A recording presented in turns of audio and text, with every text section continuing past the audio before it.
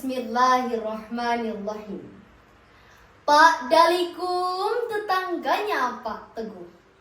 Assalamualaikum warahmatullahi wabarakatuh. Tabipun. Innal hamdalillah nahmaduhu wa nasta'inuhu wa nastaghfiruhu wa na'udzu billahi min syururi anfusina wa min sayyiati a'malina may yahdihillahu fala mudhillalah wa may yudhlilhu fala hadiyalah. Asyhadu an la ilaha illallah wa asyhadu anna Muhammadan abduhu wa rasuluh la nabiyya ba'da. Yang saya hormati Dewan Juri yang arif dan bijaksana, serta sahabat dai wadaiyah yang cantik dan tampan, menawan dan rupawan, senyumnya tak mudah dilupakan. Sahabat dai, marilah kita bersyukur kepada Allah atas banyaknya rezeki yang Allah berikan. Karena barang siapa yang bersyukur, maka Allah akan tambahkan rezekinya lebih banyak. Salawat serta salam selalu tercurah limpahkan kepada tokoh yang mulia, nomor 1 di dunia, the one of the ranking in the world, yakni Nabi besar kita, Nabiullah Muhammad sallallahu alaihi wasallam. Manusia yang patut kita teladani sepanjang zaman. Sahabat dai yang dirahmati oleh Allah, George Bernard dalam bukunya yang berjudul Management in 20XX, What Will Be Important in Future, memproyeksikan bahwa teknologi dapat berkembang dengan pesat, cepat, melesat, dan begitu dahsyat.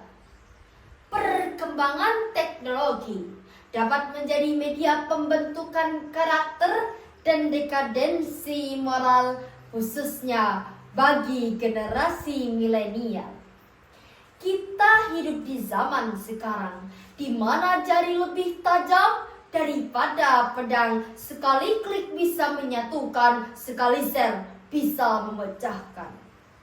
Media sosial diibaratkan menjadi dua mata pisau. Yang pertama bisa menjadi ladang pahala, dan yang kedua menjadi jurang kehancuran.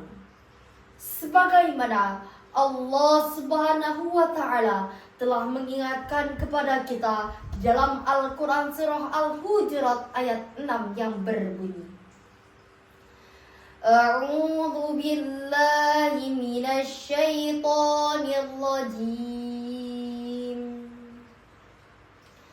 Bismillahirrahmanirrahim. Ya ayyuhalladzina amanu in ja'akum fasikum binaba'in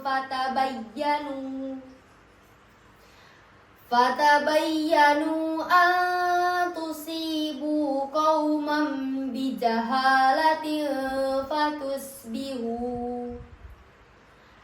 fatusbihu ala ma fa'altum nadimin.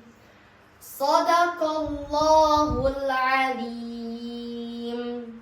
Yang artinya, wahai orang-orang yang beriman, jika ada seseorang yang fasik datang kepadamu membawa suatu berita, maka telitilah kebenarannya, agar kamu tidak mencelakai suatu kaum karena kecerobohan dan kebodohanmu, yang akhirnya kamu menyesali perbuatanmu itu. Menurut Ibnu Katsir, ayat ini adalah menerangkan kepada kita agar kita melakukan tabayun. Jangan asal percaya, jangan asal sebar, karena berita palsu dapat memecah belah, bahkan menodai persatuan bangsa. sahabat dai yang dirahmati oleh Allah. Buya Hamka pernah berkata, iman itu laksana benteng, bila tidak dipelihara, ia akan runtuh oleh serangan dari luar. Dan mulai hari ini hadirin, serangan itu datang bukan lewat meriam, tapi lewat postingan. Bukan lewat penjajahan senjata, melainkan lewat penjajahan budaya. Mulai dari generasi yang lebih senang goyang tiktokan daripada membaca Al-Quran. Generasi yang lebih senang chatan di WA sambil gibah daripada aktif mendengarkan ceramah. Bahkan generasi yang aktif dalam berjudi online untuk memperkaya diri hanya karena gengsi. Na'udzubillahi min dzalik. Kejadian-kejadian tersebut hadirin tak lepas dari pengaruh sosial media yang tidak terkontrol dan kurangnya bekal ilmu agama yang menjadikan mereka rapuh imannya serta bobrok akhlaknya. Lalu timbul pertanyaan, bagaimana cara kita sebagai pemuda muslim untuk menyebarkan nilai-nilai Islam di era digital melalui media sosial? Yang pertama hadirin, isi medsos kita dengan kebaikan. Gunakan postingan untuk dakwah, untuk menginspirasi, dan untuk menyebarkan nilai-nilai Islam. Yang kedua hadirin, bijak dalam berkomentar. Ingat, setiap kata yang kita tulis adalah cerminan dari iman kita. Jangan sampai kita melukai, memecah belah, bahkan menjerumuskan antara satu dengan yang lainnya. Dan yang terakhir hadirin, jujur dan bertanggung jawab. Sebagaimana Rasulullah SAW telah mengatakan, hendaklah kalian berlaku jujur, karena jujur itu mendatangkan kebaikan dan kebaikan itu membawa kita ke surga. Hadis riwayat Tirmizi. Dengan demikian dapat aluna simpulkan, peran kita sebagai pemuda muslim untuk menyebarkan nilai-nilai Islam di era digital bukan hanya tentang rajin online, tapi juga rajin menahan diri. Bukan hanya sekedar jago update, tapi juga jago menjaga etika. Dan bukan hanya pintar dalam berkomunikasi, tapi juga bijak dalam memaknai. Demikianlah yang dapat aluna sampaikan. Mohon maaf atas segala kehilafan. Terima kasih atas segala perhatian. Hinggap di bunga harum mewangi, kupu-kupu terbang di dahan. Hati-hati agar tak tersesat diri. Dunia digital penuh tantangan.